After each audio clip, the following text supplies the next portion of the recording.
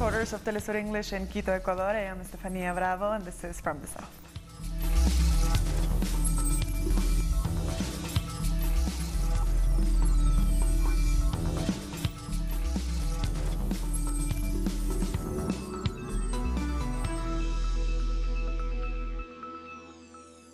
The International Monetary Fund has said that it plans to wrap up talks to strengthen a $50 billion financial deal with Argentina, quote, as rapidly as possible.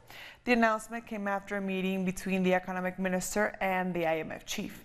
The country's peso and stocks have shored up since then. Economy Minister Nicolás Dujovne said he had enormous confidence that Argentina would be able to reach an agreement with the IMF. The agreement consists of an early release from the IMF loan approved earlier, following a sharp decrease in the value of the peso.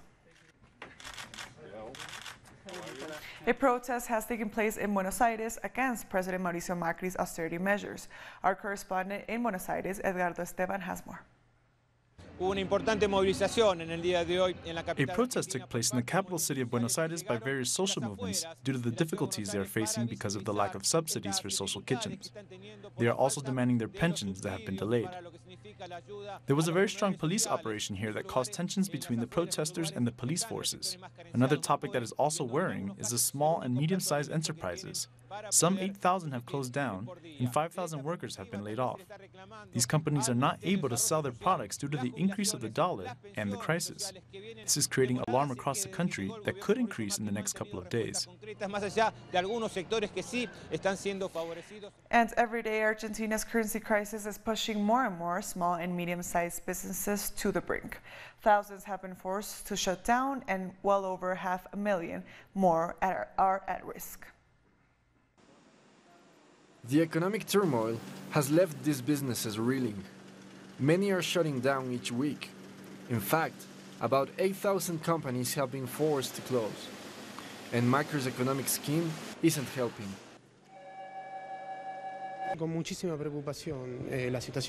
I have a lot of concern. The situation is very critical. Many factories have shut down. Others are going down the same path. There is a lot of concern about this government that took office in December 2015. Macri seems to have reversed any bit of progress made. That's why the economy can neither improve nor move forward. It's a domino effect. The small and medium-sized enterprises provide employment, yet they are facing a challenge for survival. There is a lack of incentives from the state, high financing rates, and no profitability. This equals high levels of debt and payments that cannot be met.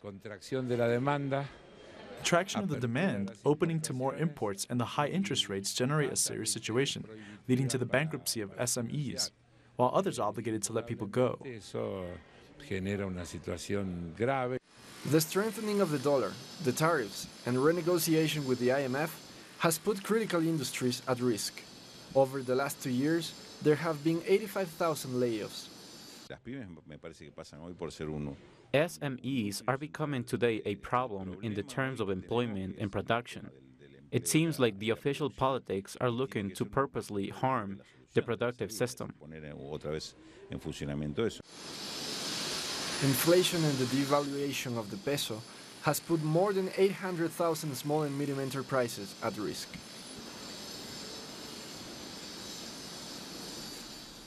Brazil's Supreme Court has rejected the latest appeal by the legal team of former President Luiz Inácio Lula da Silva.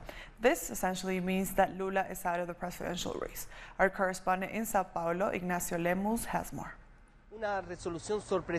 People in Brazil are still reeling from the surprise decision by Supreme Federal Court Justice Edson Fachin to turn down the appeal of Lula's defense team. Lula's lawyers had asked that the court adhere to a recent UN resolution saying the jailed former president should be allowed to participate in the presidential race. Fachin's stance is particularly surprising since last Friday he warned the Supreme Electoral Court that the UN's resolution should be taken into account. But he has now obviously gone back on his words. This decision by Judge Fachin and the recent verdict from the Supreme Electoral Court, which said Lula is ineligible to participate in the elections, leaves the left-wing leader completely out of the presidential race. These decisions have come despite popular support for Lula and the fact that he still leads in all polls by a wide margin. Social movements are planning various mobilizations in support of the former president and to reject these decisions.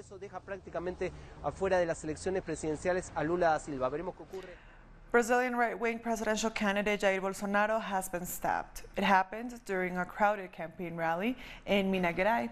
The wound was superficial. The assailant was immediately detained by the police.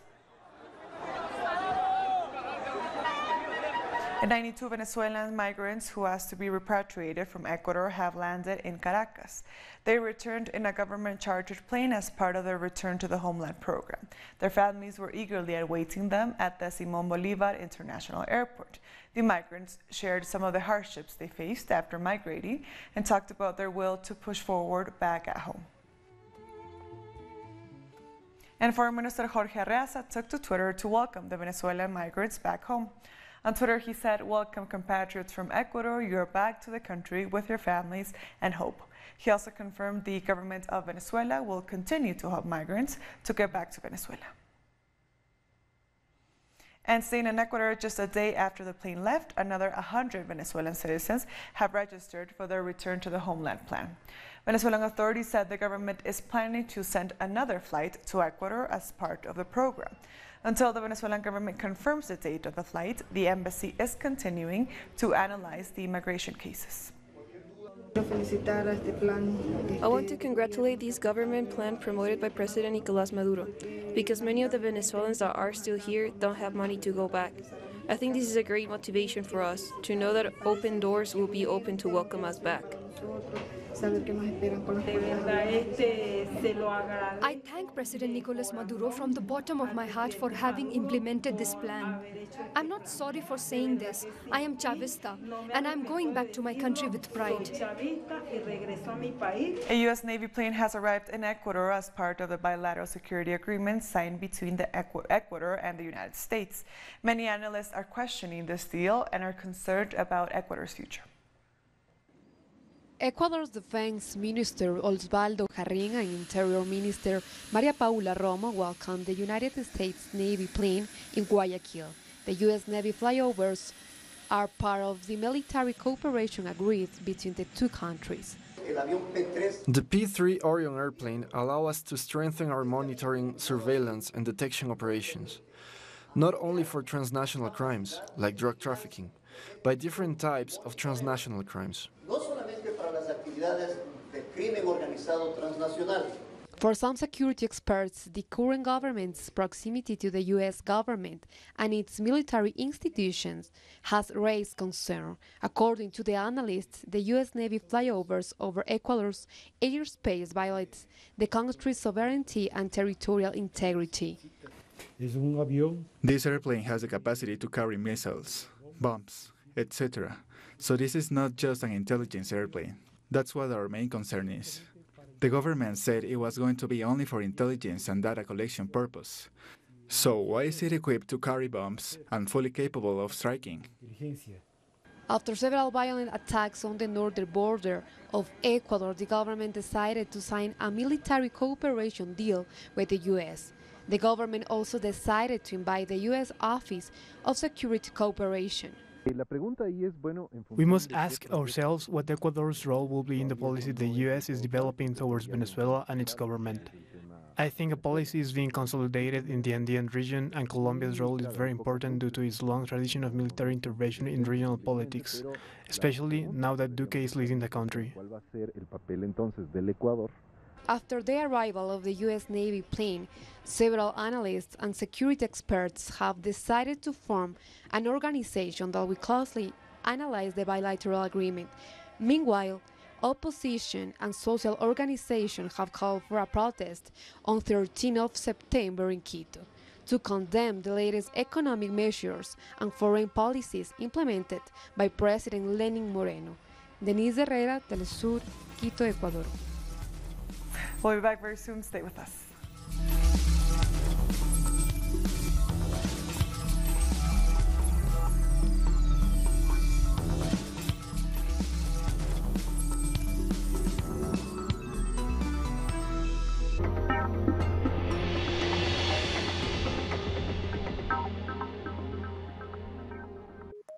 Pakistani journalist Tariq Ali examines the mass media influence promoted by imperialism.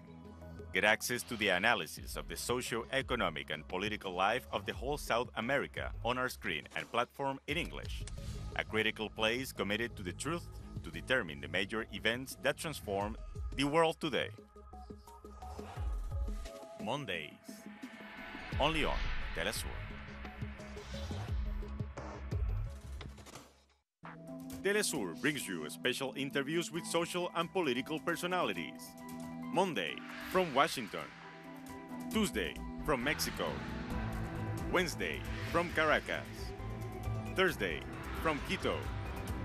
Friday, from Havana. Analysis about our continent's reality.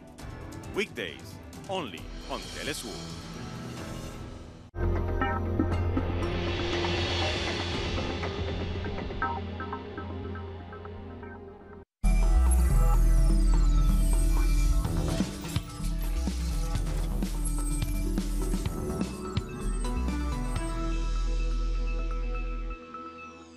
Welcome back. It's been 1 year since one of the most powerful hurricanes on record. Hurricane Irma devastated countries in the Caribbean. September 6, 2017, the Category 5 hurricane made landfall on Antigua and Barbuda. Antiguans thought they'd been spared. That is, until the sun rose and the devastation to Barbuda became visible. The name Irma has since been retired from the hurricane database. Such was its devastation. The island of Barbuda was completely evacuated, and since then, the country has held an election, and tensions between Barbudans and Prime Minister Gaston Brown have risen. And just as Barbuda continues to recover, tensions between the central government and Barbuda remain. The government says Barbudans who were transported to Antigua haven't returned home to help with the recovery effort. What I would have loved to see, though, is more participation from our Barbudan brothers and sisters into rebuilding Barbuda. I would have, instead of a situation of trying to sensationalize these issues in the public domain, that there would be some commitment and focus on returning to Barbuda to rebuild Barbuda and to make it better than what it was before. And the meeting between the Prime Minister of Trinidad and Tobago and the unions has concluded, but no agreement has been reached. The strike called for Friday to protest the closure of the Petro-Trin refinery is still on, but the government says it hopes that good sense will prevail. Among the decisions coming out of the meeting is that a date has been decided for the decommissioning of the Petro-Trin refinery. It will cease operations in December. Challenging the minister's public statement. The dispute between the Guyana Teachers Union and the government will go to arbitration. The union has said they were willing to accept a 15% wage increase, down from the original 40% they requested. But after a 2-hour meeting at the Department of Labor, it was decided that the dispute will go into arbitration. This means that the teachers will return to classrooms in full on Monday. In Costa Rica, the way of corruption is reflected in the fiscal deficit the country is facing. With a fiscal deficit of more than 7% per year, the Costa Rican government is promoting a controversial new law in the Legislative Assembly and is promoting an increase in taxes. We all would like to earn more money, but we must face our reality. Without adjustment, the situation will get worse. All of the executive administrations of the past decades were involved in corruption scandals, including Caja FtS, Ice Alcatel, La Trocha Cruzitas, political campaigns, and China's cement. Corruption is also one of the reasons for the reduction in public funds. I believe that the Costa Rican former president's corruption cases had a great effect on us. It removed the blindfold from our eyes. According to an expert in international transparency, sanctions are one of the main problems in the fight against corruption. Effective sanctions are one of our main weaknesses. Many of these cases end with judicial dismissals because they are very difficult to corroborate. In the last decade, more relevant accusations have reached the court, and for those that do, typically don't face sanctions. The district attorney's office could not have had enough clues at the moment to prove them guilty. The cost of corruption doesn't only have monetary consequences, it can also affect public trust in institutions.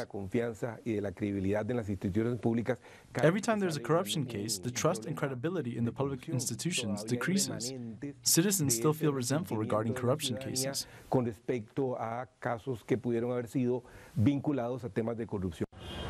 Citizens from Central America have a medium to high perception of corruption, according to international transparency reports.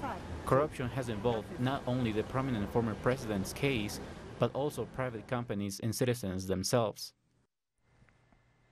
The Guatemalan President Jimmy Morales has ratified his decision to prohibit the entrance of Iván Velázquez, the head of International Commission Against Impunity in the country.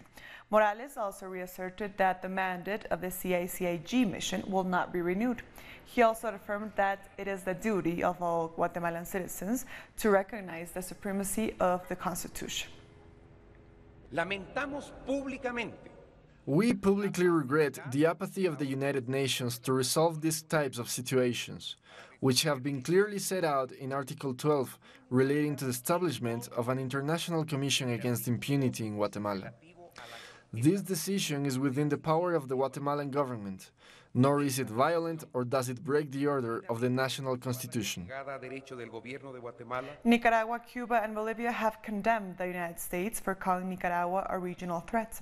The U.S. made a comment at the United Nations Security Council meeting to discuss the civil unrest in the country. Cuba's Deputy Minister of Foreign Affairs has this to say. As the first act of its September presidential period ahead of the Security Council, the United States imposed the inclusion of a topic regarding Nicaragua. They manipulated the proceedings and violated the UN's agreements in order to do this.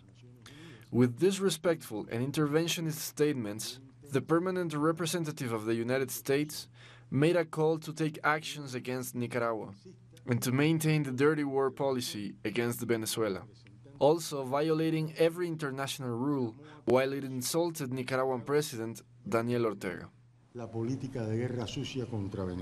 And Bolivian President Evo Morales also took to Twitter to welcome the push Russia and China made against the U.S. over the comments. President Morales said in his tweet that the United States violates the sovereignty of Nicaragua and the principle of the non-intervention of the UN by trying to force a statement out of the Security Council against the country.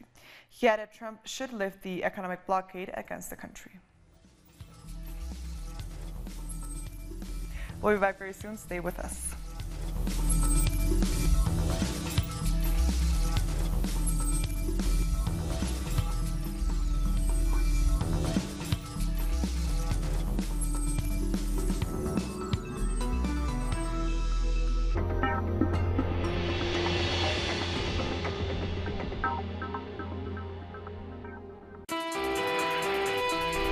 Me gustaría tener un mundo mucho más inclusivo para todos. 没有贫穷. Στην ανθρωπότητα θα ήθελα να δω παραπάνω αγάπη, αγνότητα, πολιτισμό και επαφή με τη φύση. Que el ser humano despierte su conciencia. I want humanity to see itself as one humanity. We are the people, a space, a voice. We are Telesur without borders.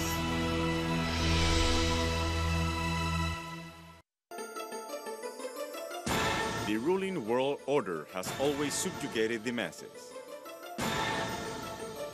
But who are the actors behind every move? What are their real interests?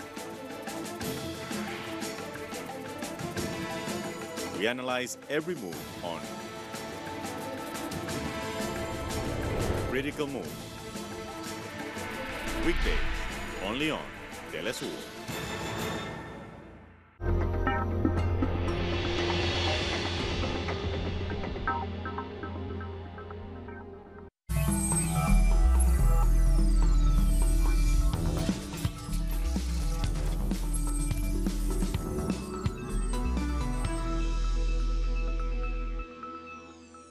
Welcome back. India's top court has scrapped a colonial-era ban on gay sex in a landmark ruling.